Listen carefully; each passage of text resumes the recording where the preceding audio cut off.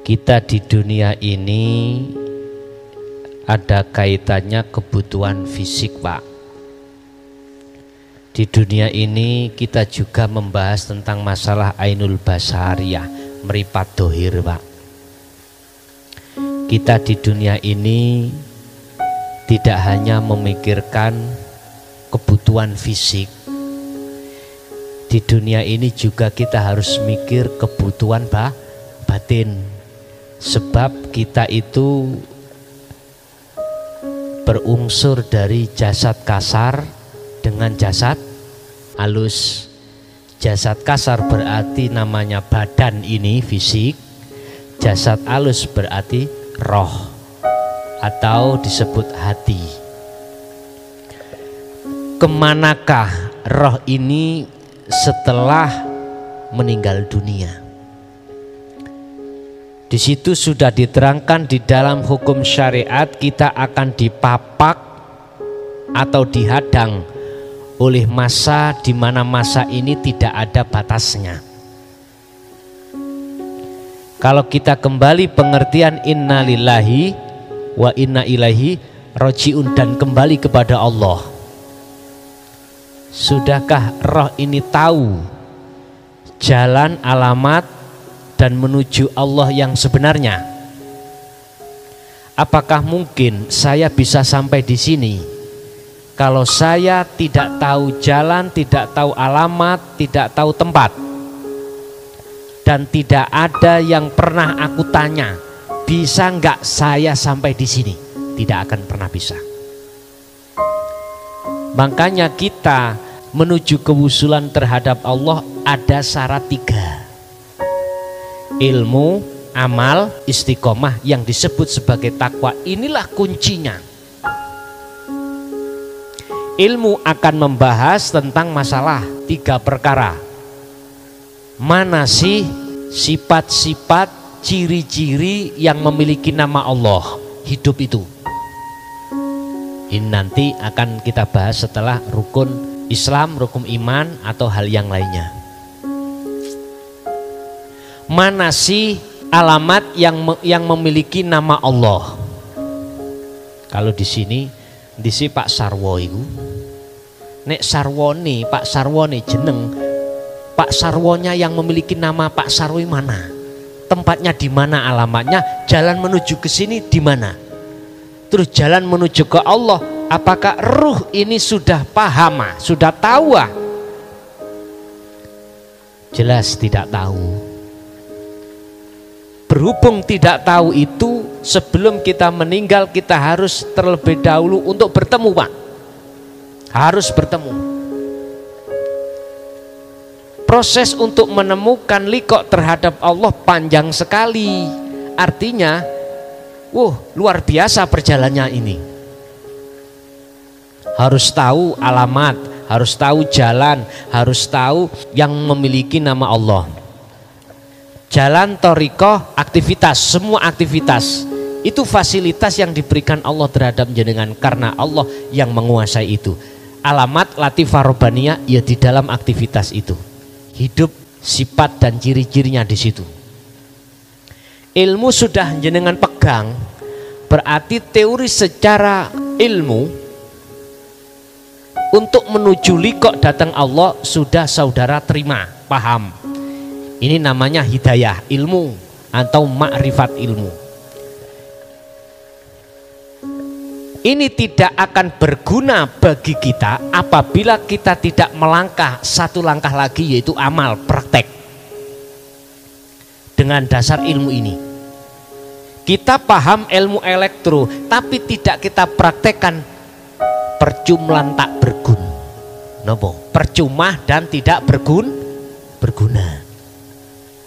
Paham ilmu elektro, ono HP rusak diwasiai, rati tandang-tandangi, gak dikerjakan. Apa mungkin dengan sendirinya HP bisa hidup? Gak bisa. Kita tidak akan pernah menemukan hidup pada HP. Wong HP-nya ini rusak kok, mari kecemplung laut. Kalau kita tahu ilmunya akan paham letak mana yang menjadikan ini tidak hidup. Nah, Langkah yang kedua ini harus dilakukan. Makanya tadi wa man kana yarju liqa rabbih falyamal amalan sholihan, harus dijalankan. Inilah yang kami maksud zuhud, tumpaane zikir, suluk nuju kewusulan tumpaane zikir. Engko sing nuntun zikire buroke iku mang adalah warid malaikat dari Allah untuk sowan ruh ini kewusulan terhadap Allah. Lah, yang terakhir adalah istiqomah. Maksud istiqomah ini selalu dan selalu, loh gitu loh. Bukan istiqomah gini, umpama habis maghrib aja saya lakukan untuk zuhud, zikir kepada Allah. Besok maghrib tok. Bukan itu yang dimaksud istiqomah. Yang dimaksud istiqomah adalah kontinu, selalu. Waktu demi waktu kita pergunakan untuk zikrullah. Temeriku Pak. Inilah motivasi untuk saudara. Yang kedua, ingat Allah mengatakan barang siapa ketika saat di dunia mata hatinya buta terhadap Allah, berarti belum kenal, berarti belum liqa, belum usul terhadap Allah, maka di akhirat pun juga begitu. Mangkana fi hadil a'ma fahuwa fil akhirati a'ma wa adlu sabila, jalannya bahkan lebih sesat. Mengapa di akhirat lebih sesat? Karena tidak ada yang sampean tekoi, nggak ada yang sampean tanya. Kabeh satu jiwa itu bingung ya tok awake dewe. Makanya ada istilah besok itu kalau yaumul qiyamah datang, bapak wis gak kenal anak ya wis gak ngerti bapak, sampak wong meteng lahir gak kroso saking gupuwe, saking wedine tekone dina kiamat. Ini wa'adlu sabila, maksudnya jalannya lebih sesat itu kita belum ketemu Allah sudah kedaulan meninggal. Itu sudah waktu dipaksa wa inna ilaihi rajiun, harus kembali kepada Allah. Kembali ya memang benar kembali. Makanya ada istilah surga dan neraka di situ. Siapa yang bisa kembali terhadap Allah otomatis surga, yang tidak bisa kembali berarti neraka.